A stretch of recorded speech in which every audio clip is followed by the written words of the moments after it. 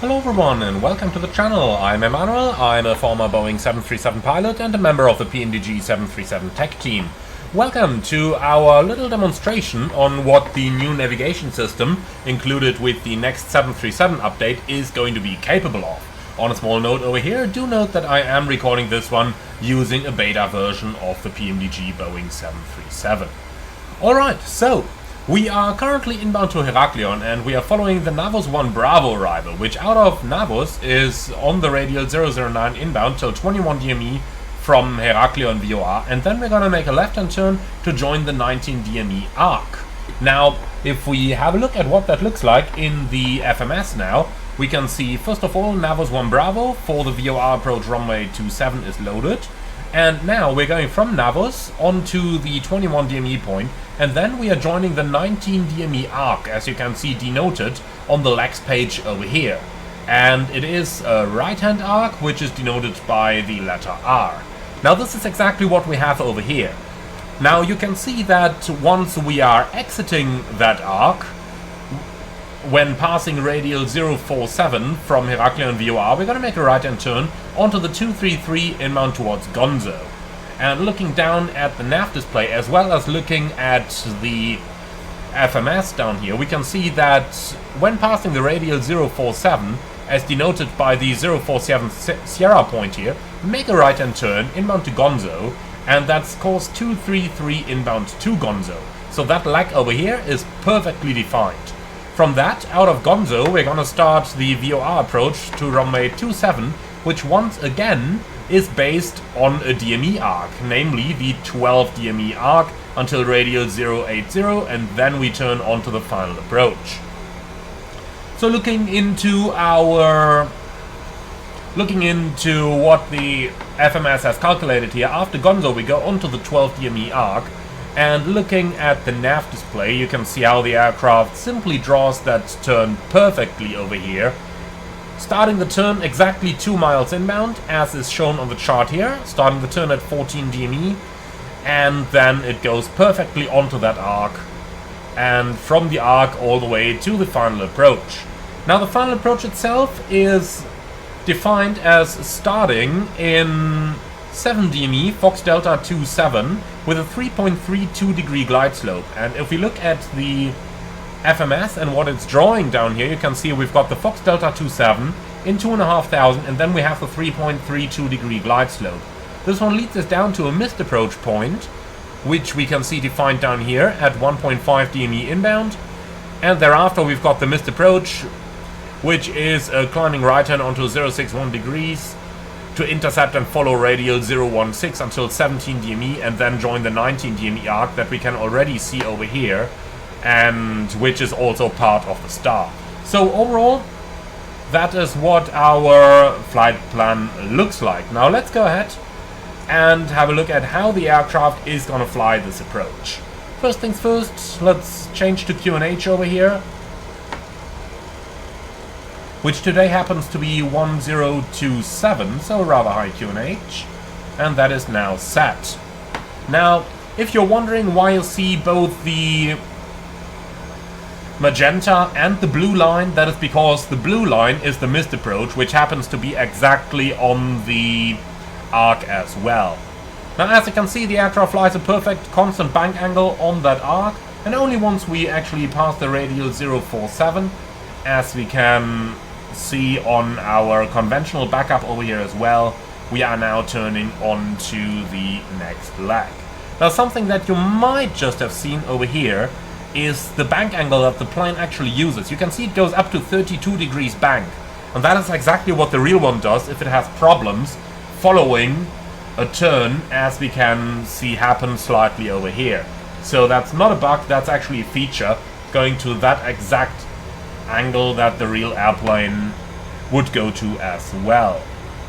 By the way, yes, it absolutely does make pilots nervous when the real one does this, but it does happen, so it's not a bug, it's a feature. Alright, we are turning inbound to Gonzo now. It's gonna re-intercept the radial. We might already do the 10 checks here real quick, as I spent a little bit of time talking over those, and here we go. Alright, inbound to Gonzo, And now we are going to intercept the 12 DME arc.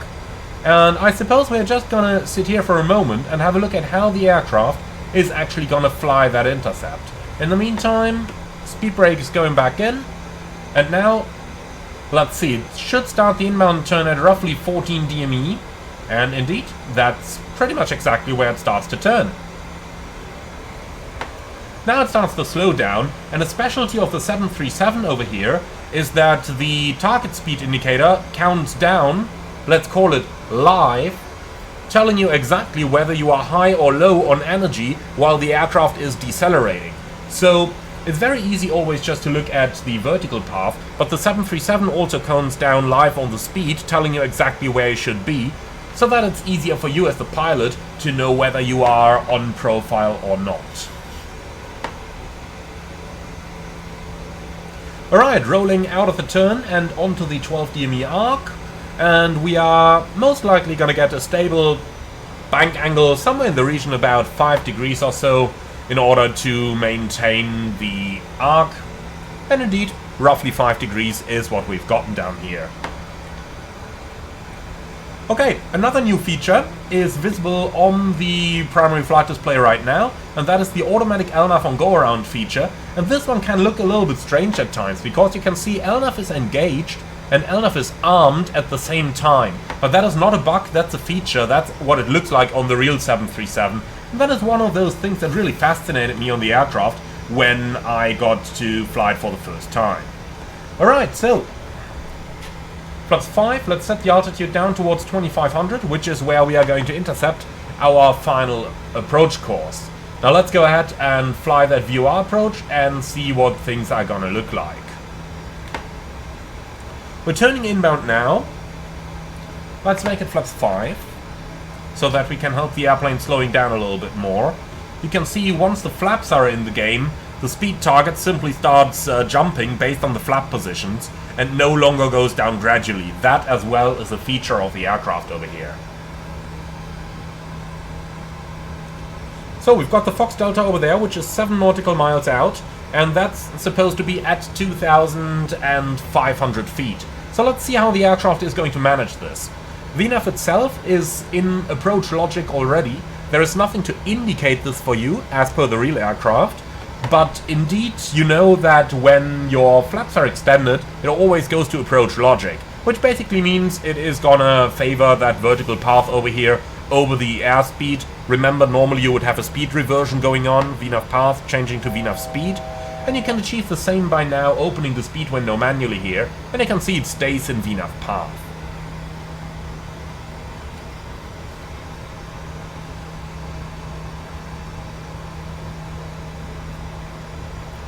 Okay, approaching descent. 1,100 feet set, VNAV path, speed intervent. Alright, now let's give it a go, flying down this approach. 7 nautical miles should be in 2,500 feet. And that is where we start our descent on this 3.3 degree glide path. Because the glide is a little bit steeper than usual, I am gonna go ahead and configure the aircraft now. So let's go gear down, flaps 15.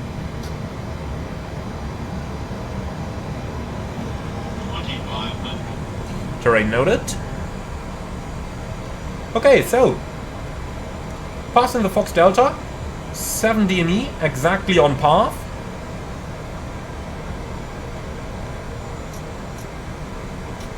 So, clear to land. Flaps 25, let's help it a little bit with the deceleration. And now we can do a couple of distance to altitude checks. You'll notice 6 miles, 2,148. Exactly on spot. Next up we have 5 miles, 1,800. Alright, flaps 30. And then we'll slow down to VRF +5. And here we go, 5 miles, exactly 1,800. So the new VNAV works really splendid. Okay, so the go-around altitude is going to be 3,000.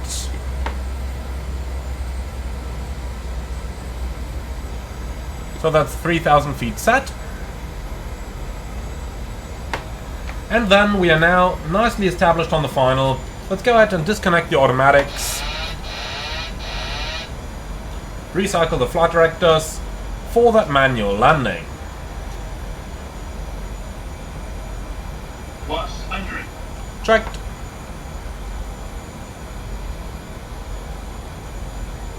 Minimums. Continue. 1,000. So, that much for our approach capability. Now let's go ahead and have a look at the flare logic. The flare has also been revised with the update, and what we're gonna do this time is at roughly 50 feet above the runway. Nothing. 40, nothing. 30, nothing. Between 20 and 30 feet, depending on how accurate you are on the speed. If you're a little bit slow, you might want to start the flare, you know, tiny bit...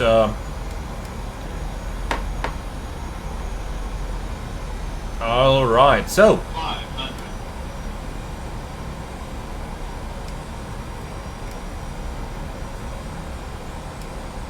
Couple of gusts here. I don't think the puppy is working well, so I am doing this visually here.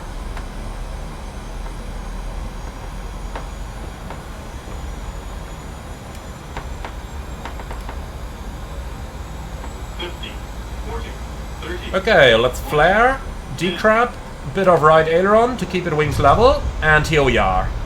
It feels much better getting the aircraft down onto the ground now than it used to do previously. So you have quite a bit better pitch control as you are flaring it, and the airplane has a little bit more of that tendency to actually push the nose down onto the ground when you are pulling the thrust off, which is something that only very few aircraft actually do correctly in Microsoft Flight Simulator. Alright, so on my introduction video to the new update, I was asked whether the aircraft also has improved ground handling capabilities, and indeed it does. Now, on one hand side, we've got our engine power, so you do need a slightly more realistic amount of power at the engines right now.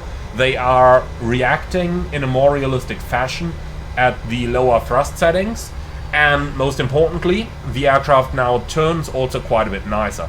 Let's demonstrate this. I'm gonna bring this down to exactly 10 knots, which is the maximum Boeing denotes for a turn like this. And now let's bring the aircraft right into the turn. You can see, even for a turn vacating a runway like this, it only starts skidding like now when I go really full tiller input. But that unfortunately is a slight MSFS limitation, but as long as you make reasonable inputs, and you could see I really needed maximum tiller over here to get the aircraft skidding, as long as you do a reasonable input, the aircraft is going to behave just fine. Now, the very last bit of it, the maximum tiller deflection, that is something you just can't fix in MSFS. That is the broken MSFS logic here. Talk about broken logic, here we go, Park set. Alright, apart from that though, I do hope that you've enjoyed this little demonstration of the capabilities of the new navigation system and how the aircraft could perfectly fly this approach. Now, I do hope you enjoyed this. Be sure to like, comment and subscribe, and as always, if you do like what I'm doing on this channel, would appreciate a small donation through the Buy Me Coffee link in the video description below. For now, thank you very much for watching, and I'm looking forward to see you all again on the next one.